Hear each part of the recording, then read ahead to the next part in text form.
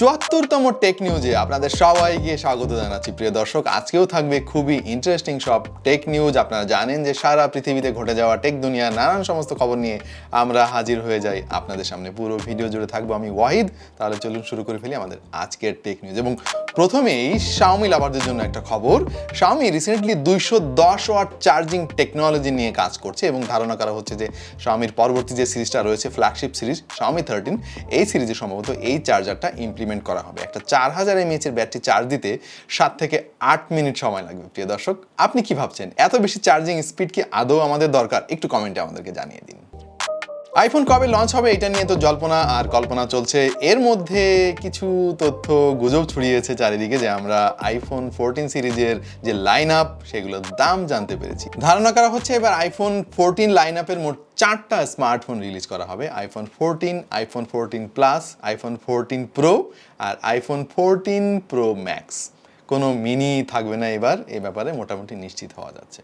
আর এইটার দাম সম্পর্কেও আমরা যে গুজব জানতে পেরেছি ইন্টারনেট ঘাটাঘাটি করে, চলেন সেগুলো দেখে আসি। আইফোন 14 এর দাম রাখা হয়েছে $749, 14 প্লাসের দাম $849, আইফোন 14 প্রো এর দাম ধরা হয়েছে $1049 আর আইফোন 14 প্রো ম্যাক্সের দাম ধরা হবে সম্ভবত $1149। এই দামগুলো এখনো পর্যন্ত কনফার্ম না, মোটামুটি লিকস বলা যেতে পারে ইন্টারনেটের। সো ফাইনাল দামের জন্য আমাদেরকে অবশ্যই লঞ্চিং ইভেন্টের জন্য ওয়েট করতে হবে। তো ভাই লোক, আমরা তো স্মার্টফোনের রং চেঞ্জ হতে দেখেছি এতদিন। এখন এলজি একটা স্মার্ট রেফ্রিজারেটর বানিয়েছে, যে রেফ্রিজারেটর নিজের রং নিজেই চেঞ্জ করতে পারবে, অথবা আপনি চাইলে অ্যাপের মাধ্যমে আপনার পছন্দ মতো রং রেফ্রিজারেটর সেট করতে পারবেন।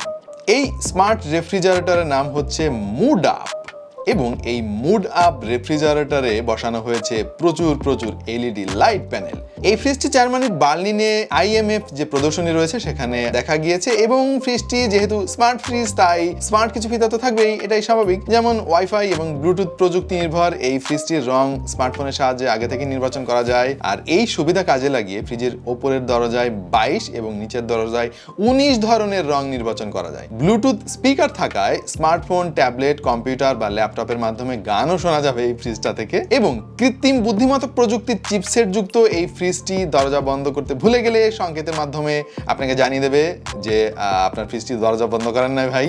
এবং আরো অনেক স্মার্ট ফিচার রয়েছে এই ফ্রিজটিতে। জার্মানিতে এই ফ্রিজটার জাস্ট একটা ডেমো ভার্সন দেখা গিয়েছে, এটা কবে বাজারে আসবে এখনো পর্যন্ত জানা যায় নাই। আর দাম থাক, ওইটা শোনার দরকার নাই, আমি জানি না কত দাম, তবে শুনলে মোটামুটি নিশ্চিত যে এইটার ব্যাপারে আর কোনো আগ্রহ কারো থাকবে না।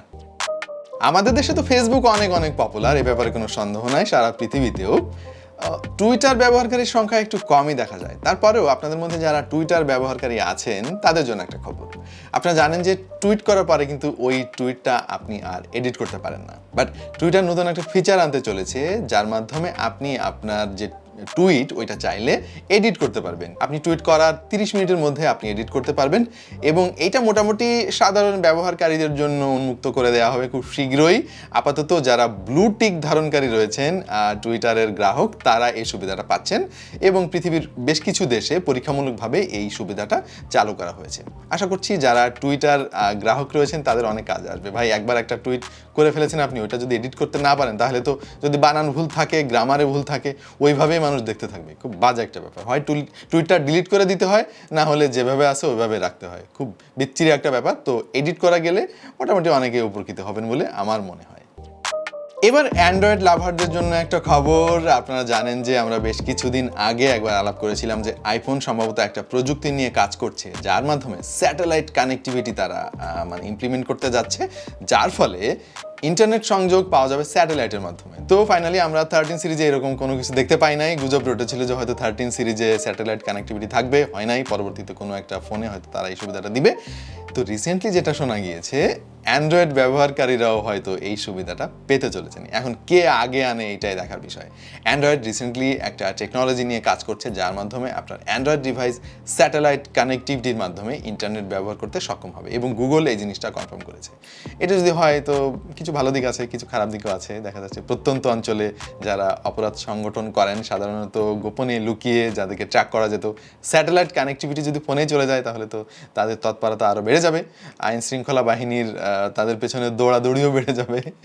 আর সুবিধার দিক হচ্ছে যে কোনো জায়গায় নেটওয়ার্ক পাওয়া যাবে। আপনার বাড়ি বা যেখান থেকে আপনি ইন্টারনেট ব্যবহার করবেন, যত প্রত্যন্ত এলাকায় হোক না কেন, আপনি সেখান থেকে ইন্টারনেট ব্যবহার করতে পারবেন। এটা একটা ভালো দিক।